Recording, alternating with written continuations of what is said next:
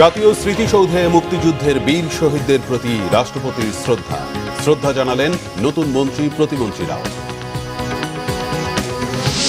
নতুন রাষ্ট্রপতিকে অভিনন্দন জানালেন প্রধানমন্ত্রী তারেক রহমান। মর্যাদাপূর্ণ পথ চলার আন্তরিক শুভকামনা। কাটছেই না গ্যাস সংকট, দুর্ভোগ চরমে। আমদানিতে শক্তিশালী সিন্ডিকেটের প্রভাবকে দুষছেন বিশ্লেষকরা।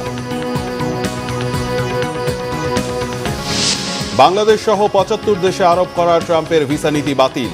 যুক্তরাষ্ট্রে অধ্যয়নরত শিক্ষার্থীদের ভিসা বাতিলের কারণ জানালো ঢাকায় মার্কিন দূতাবাস। দেখছিলেন সংবাদ শিরোনাম, এবার বিস্তারিত। দায়িত্ব নেওয়ার প্রথম দিনেই মহান মুক্তিযুদ্ধের বীর শহীদদের প্রতি শ্রদ্ধা জানিয়েছেন রাষ্ট্রপতি মির্জা ফখরুল ইসলাম আলমগীর।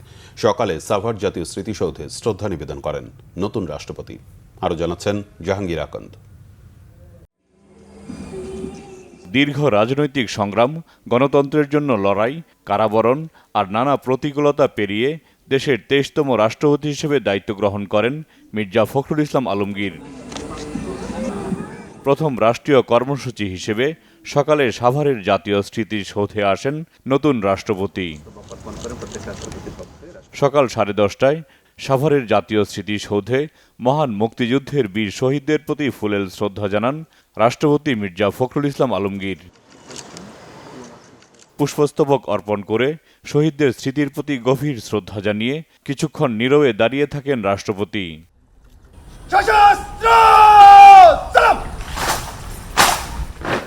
এ সময় ৩ বাহিনীর চৌকস দল সশস্ত্র সালাম জানায়। বিউগলে বেজে ওঠে করুণ সুর, আর নীরবতায় যেন ফিরে আসে ৭১-এর আত্মত্যাগের স্মৃতি।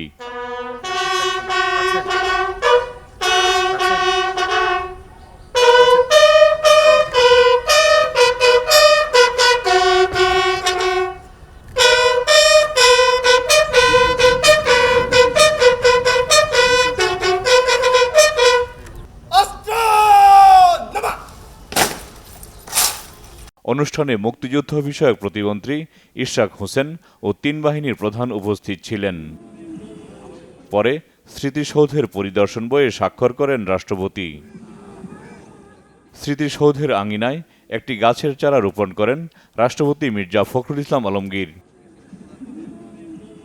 দেশের ২৩তম রাষ্ট্রপতি হিসেবে দায়িত্ব গ্রহণের প্রথম দিন মহান মুক্তিযুদ্ধে বীর শহীদদের প্রতি শ্রদ্ধা জানান মির্জা ফখরুল ইসলাম আলমগীর।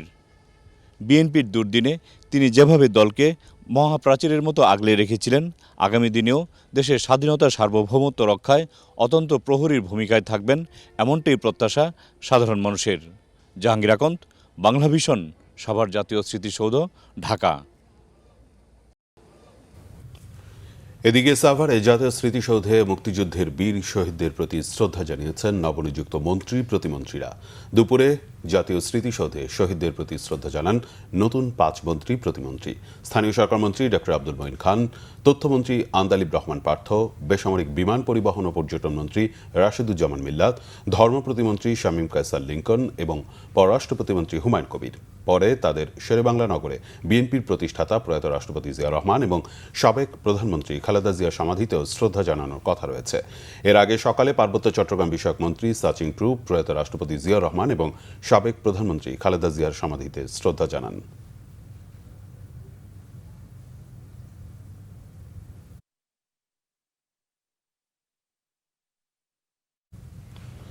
দেশের ২৩তম রাষ্ট্রপতি হিসেবে মির্জা ফখরুল ইসলাম আলমগীর শপথ নেয় তাকে শুভেচ্ছা ও শুভকামনা জানিয়েছেন প্রধানমন্ত্রী তারেক রহমান। শুক্রবার রাতে নিজের ফেসবুক অ্যাকাউন্টে দেয়া এক পোস্টে প্রধানমন্ত্রী এই শুভকামনা জানান। পোস্টে তারেক রহমান লিখেছেন, গণতন্ত্র, সাংবিধানিক মর্যাদা ও জনগণের প্রত্যাশাকে ধারণ করে গণপ্রজাতন্ত্রী বাংলাদেশের ২৩তম মহামান্য রাষ্ট্রপতি হিসেবে শপথ নিয়েছেন মির্জা ফখরুল ইসলাম আলমগীর। প্রধানমন্ত্রী আরও লেখেন, রাষ্ট্রের সর্বোচ্চ সাংবিধানিক পদে তার দায়িত্বশীল, সফল ও মর্যাদাপূর্ণ পথ চলার জন্য রইল আন্তরিক শুভকামনা। প্রায় ১.৫ যুগ পর রাষ্ট্র ক্ষমতায় আসা বিএনপি সরকারের সামনে এখন অন্যতম চ্যালেঞ্জ গ্যাস সংকটের সমাধান। বিশ্লেষকরা বলছেন, আমদানিতে শক্তিশালী সিন্ডিকেটের প্রভাবের কারণেই অতীতে গ্যাস অনুসন্ধানের উদ্যোগ নেওয়া হয়নি। বিগত আওয়ামী লীগ সরকার বাপেক্সকে কেবল দুর্বলই করেনি, বাড়তি দামে এলএনজি আমদানিও করেছে। পাশের দেশগুলো গ্যাস অনুসন্ধানে বহুদূর এগিয়ে গেলেও বাংলাদেশ থেকেছে দর্শক হয়ে। গোলাম মঈনুল হাসানের রিপোর্ট।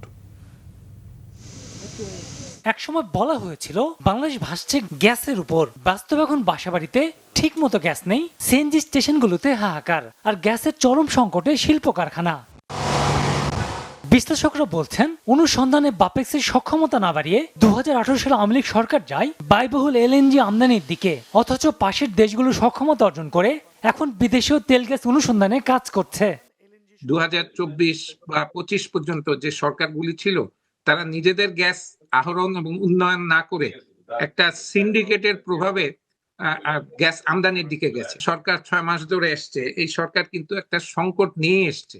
কারণ আপনার যদি দুটো এফএসআরও যখন চালু থাকে তখনও কিন্তু আপনার যে চাহিদা, সেই চাহিদার তুলনায় আপনার সরবরাহ প্রায় 1000 million cubic feet per day কম থাকে। যখন সমুদ্র সীমা জয় করেছে তার পরবর্তীতে আপনি দেখেন মায়ানমার কিংবা আমাদের প্রতিবেশী ভারত, তারা কিন্তু তাদের সমুদ্র সীমায় অলরেডি গ্যাস এবং তেল উত্তোলন শুরু করেছে।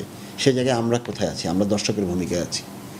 আমাদের বাপেক্স যখন প্রতিষ্ঠা হয়েছে সেই সমসাময়িক আপনি মালয়েশিয়ার পেট্রোনাস, আপনার ইন্ডিয়ার ওএনজিসি কিংবা পাকিস্তানের ওজিডিসিএল, তাদের যে প্রতিষ্ঠানগুলো আছে তারা দেশের সক্ষমতা পূরণ করে দেশের বাইরেও তারা তাদের কার্যপরিধি বিস্তার করেছে। বিগত সরকার কেন গ্যাস অনুসন্ধানে হাত গুটিয়ে ব্যয়বহুল এলএনজি আমদানিতে ঝুঁকলো, তা তদন্তের তাগিদ দেন তিনি। আপনি এলএনজির ওখানে কি হয়েছে এটা তো একটা ইনভেস্টিগেট করলে বোঝা যাবে। আসলে এটা তো আমি বলতে পারবো না এই জায়গা থেকে যে ধরেন আপনি আমার 3 টাকার যেই গ্যাস আমি পাচ্ছি সেটা আমাকে 55 টাকা দিয়ে কিনে আনতে হচ্ছে। আমরা এলএনজি নির্ভর হব কেন? আমাদের দেশীয় সম্পদের ঠিকমতো অনুসন্ধান না করে আমরা আমদানি নির্ভরতার দিকে চলে গেছি কেন? সেটাও ইনভেস্টিগেট হওয়া দরকার। আগে যেটা দরকার, বাংলাদেশের ল্যান্ড সারফেসে ছাতক ট্যাংরাটিলায় গ্যাস আছে, আপনি ভোলায় আবিষ্কৃত গ্যাস পড়ে রয়েছে, এইগুলি একেবারে যুদ্ধ প্রস্তুতি নিয়ে ভোলার গ্যাসটা গ্রিডে আনা উচিত। ট্যাংরাটিলা ছাতকে যেখানে ড্রিল করলেই গ্যাস পাবে, পার্বত্য চট্টগ্রাম এলাকায় যেখানে অনেকগুলি নোন গ্যাস আছে, এখানে এক্সপ্লোরেশন করলে আমি মনে করি 2 থেকে 3 বছরের মধ্যে আমাদের ল্যান্ড সারফেসে 2 থেকে 3 TCF গ্যাস আসবে, এবং এইসব জায়গায় যেহেতু পাইপলাইন করা আছে, পাইপলাইন দিয়ে ইভাকুয়েট করা যাবে। সমুদ্রের গ্যাস অনুসন্ধানের জন্য পিএসসি দরপত্র আহ্বান করেছে সরকার। এতে ভবিষ্যতে সমাধানের আশা দেখছেন বিশ্লেষকরা। আমাদের মাননীয় প্রধানমন্ত্রী ঘোষণা দিয়েছেন 100টি কূপ খনন করার জন্য নতুন করে। গোলাম মঈনুল হাসান, বাংলা ভিশন, ঢাকা। বাংলাদেশ সহ 75টি দেশের নাগরিকদের জন্য অভিবাসী ভিসা দেয়া স্থগিত করা ট্রাম্প প্রশাসনের নেওয়া নীতিকে বাতিল করেছেন যুক্তরাষ্ট্রের একটি আদালত। বিচারক রায়ে বলা হয়েছে, এই সিদ্ধান্ত নেওয়ার ক্ষেত্রে নিজের আইনি ক্ষমতার অতিরিক্ত ব্যবহার করেছিলেন মার্কিন পররাষ্ট্রমন্ত্রী মার্কো রুবিও। শুক্রবার এক রায়ে ম্যানহাটনের ডিস্ট্রিক্ট জজ জ্যানেট ভার্গাস জানান, স্টেট ডিপার্টমেন্টের জানুয়ারি মাসে ঘোষিত ওই নীতি ছিল স্পষ্টতই বেআইনি। নীতিটি কেন্দ্রীয় অভিবাসন আইনেরও পরিপন্থী বলে উল্লেখ করেন তিনি। এর আগে চলতি বছরের জানুয়ারিতে কার্যকর হওয়া যুক্তরাষ্ট্রের পররাষ্ট্র দফতরের এই সিদ্ধান্তের কারণে দক্ষিণ এশিয়ার পাকিস্তান ও বাংলাদেশ সহ 75টি দেশের ভিসা আবেদনকারীরা ক্ষতিগ্রস্ত হন। তবে আদালতের রায়ের বিষয়ে মার্কিন পররাষ্ট্র মন্ত্রণালয় তাৎক্ষণিকভাবে কোনো মন্তব্য করেনি। এদিকে যুক্তরাষ্ট্রে অধ্যয়নরত শিক্ষার্থীদের পড়াশোনা ছেড়ে দেওয়া সহ বিভিন্ন কারণে ভিসা বাতিল হতে পারে বলে জানিয়েছে ঢাকার মার্কিন দূতাবাস। এক পোস্টে মার্কিন দূতাবাস জানায়, শিক্ষার্থীরা পড়াশোনা ছেড়ে দেয়া, ক্লাসে অনুপস্থিত থাকা অথবা শিক্ষা প্রতিষ্ঠানকে না জানিয়ে অধ্যয়ন কর্মসূচি থেকে সরে দাঁড়ানোর মতো সিদ্ধান্ত নিলে তাদের ভিসা বাতিল হতে পারে এবং ভবিষ্যতে যুক্তরাষ্ট্রের ভিসা পাওয়ার যোগ্যতাও হারাতে পারে। অর্থমন্ত্রী আমির খসরু মাহমুদ চৌধুরী জানিয়েছেন, দেশের জ্বালানি সমস্যা সরকারের নিয়ন্ত্রণের বাইরে। এ সমস্যার সমাধান 1 মাসে সম্ভব নয়, সংকট কাটিয়ে উঠতে সময় লাগবে। রাজধানীর মতিঝিলে Dhaka chamber of commerce and industries আয়োজিত এক সেমিনারে একথা বলেন অর্থমন্ত্রী। উচ্চ মূল্য দিতে গিয়ে already we are hitting $5 billion, $5 billion hit করতেছি। ক্যান ইউ ইমাজিন একটা বিধ্বস্ত অর্থনীতি যেখানে আমরা অ্যাজ ইট ইজ আমরা স্ট্রাগল করতেছি, তার উপরে এই যে মিডল ইস্টের ওয়ার, এটা ডেট সার্ভিস যে ডেট রেখে গেছে সবাই বলেছেন, এই ডেট সার্ভিস আমাদেরকে করতে হচ্ছে। আমাদের বিদ্যুতের বিলগুলো সব বাকি রেখে গেছে, বিদ্যুতের বিল আমাদেরকে পে করতে হচ্ছে। তা ফিসক্যাল স্পেস আছে কোথায়? একদম মিনিমামে চলে আসছে। এর মধ্যে আমরা আবার 9 লাখ একটা বড় বাজেট দিয়েছি। সবাই আমাকে বলছে, খসরু ভাই এটা একটু অ্যাম্বিশিয়াস হয়ে গেল না? বাংলাদেশের আন্তর্জাতিক অভিবাসন সংস্থা IOM এর chief of missions doctor Laura Tom Bonth জানিয়েছেন, অভিবাসীদের রেমিটেন্স অর্থের একটি অংশ এসএমই খাতে বিনিয়োগ করা হলে কর্মসংস্থান সৃষ্টির পাশাপাশি স্থানীয় অর্থনীতি শক্তিশালী এবং ভবিষ্যৎ প্রজন্মের জন্য নতুন সুযোগ উন্মুক্ত হবে। আন্তর্জাতিক পারিবারিক রেমিটেন্স দিবস 2026 উপলক্ষে অভিবাসী পরিবারের সুরক্ষায় রেমিটেন্স বিনিয়োগ কৌশল নিয়ে এক ছায়া সংসদ বিতর্ক প্রতিযোগিতা শেষে তিনি কথা বলেন। সকালে বিএফডিসিতে ডিবেট ফর ডেমোক্রেসি ও IOM এর যৌথ উদ্যোগে অনুষ্ঠানে লরা টম বলেন, অভিবাসন নিরাপদ এবং সুশৃঙ্খল হলে এর সুফল অভিবাসীর বাইরেও পরিবার, সমাজ এবং দেশের বৃহত্তর উন্নয়ন হয়।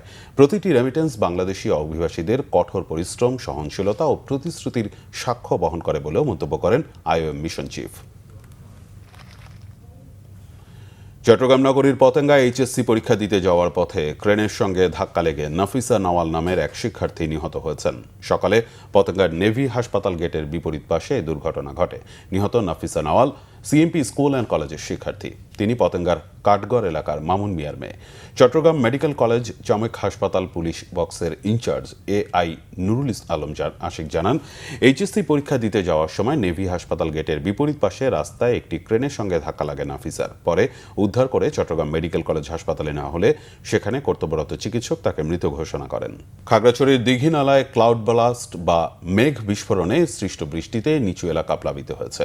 শুক্রবার মধ্যরাতের বৃষ্টিতে মাইনী নদীর পানি বিপদসীমার উপর দিয়ে প্রবাহিত হচ্ছে। মাত্র 3 ঘন্টায় 103 মিলিমিটার বৃষ্টিপাত রেকর্ড করা হয়েছে। এতে খাগড়াছড়ির দীঘিনালার মেরুং, কাবাখালী ও বোয়ালখালী এলাকার নিচু অঞ্চল প্লাবিত হয়েছে।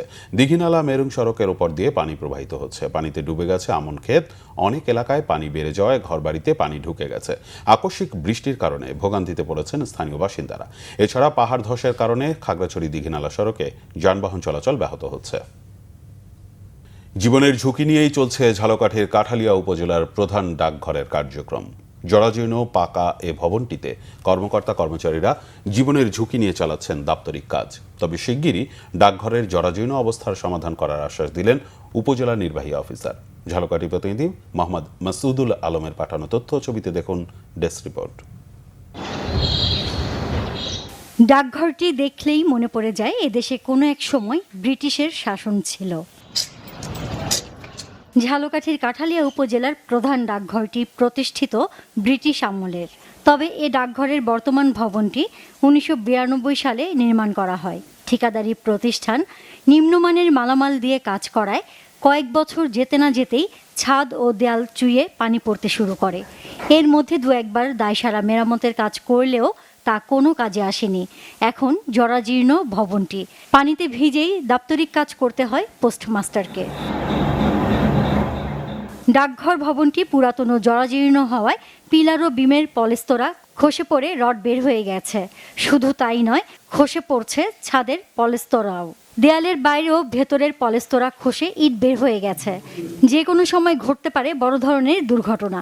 এছাড়াও চেয়ার, টেবিল ও আসবাবপত্র সহ মূল্যবান কাগজপত্র ভিজে নষ্ট হয়ে গেছে। বেশি বৃষ্টি হলে পলি দিয়ে ঢেকে রাখতে হয় গুরুত্বপূর্ণ কাগজপত্র। বাঙ্গেশ্বরী পরে না কি করে আমরা চিন্তা করি, আমরা ডরে আইতে পারি না।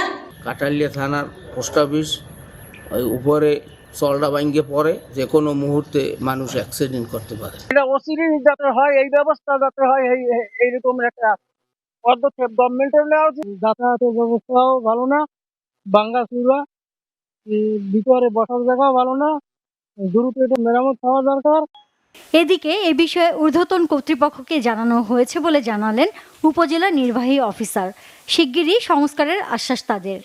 পোস্ট অফিসটা অনেক মানে জর্জরিত ভাঙাছিল, ভয় ভয় লাগে। আমি বিচারে ছিলাম, কিন্তু বিচার থেকে বাইরে এসে বসে ওই কার্যক্রম চালাই, কিন্তু অনেক কষ্ট হইতেছে। কিন্তু ঊর্ধ্বতন কর্মকর্তাকে বলবো এই বিষয়টা একটু দেখার জন্য। ইতিমধ্যে উপজেলা পরিষদের সমন্বয় সভায় আমরা আলোচনা করেছি। আলোচনার সিদ্ধান্ত মতে এটি মেরামত করার জন্য অথবা নতুন একটি ভবন নির্মাণ করার জন্য সংশ্লিষ্ট দপ্তরে জেলা প্রশাসক স্যারের মাধ্যমে পত্র প্রেরণ করব এবং সংশ্লিষ্ট অধিদপ্তর এই বিষয়ে ভবনটি মেরামতের জন্য খুব দ্রুতই সিদ্ধান্ত গ্রহণ করে মেরামত করবেন বা পুনর্নির্মাণ করবেন বলে আমরা আশা করছি। ডিজিটাল যুগে ডাকঘরের প্রয়োজন কমে গেলেও সরকারি দপ্তর, শিক্ষা প্রতিষ্ঠান, ব্যাংক, বিমা, পোস্টাল অর্ডার, রেভিনিউ স্ট্যাম্প ও ম্যারেজ রেজিস্ট্রার, কাজী অফিসের চিঠিপত্র এখনও ডাক বিভাগের মাধ্যমেই আদান প্রদান হয়।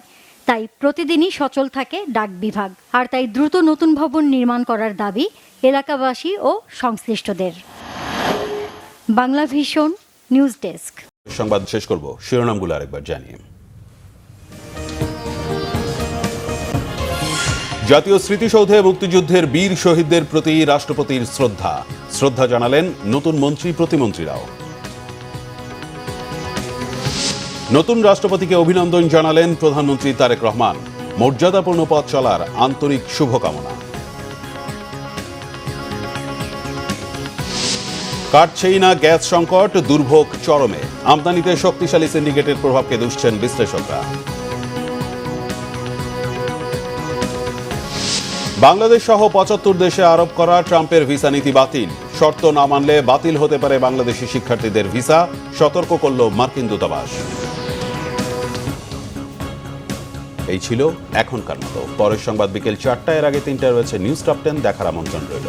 এছাড়া বাংলা ভিশন সংবাদ ও সংবাদ সংশ্লিষ্ট অনুষ্ঠানগুলো দেখতে ভিজিট করুন www.bvnews24.com ও facebook.com/banglavisionnews এবং সাবস্ক্রাইব করুন youtube.com/banglavisionnews। ধন্যবাদ।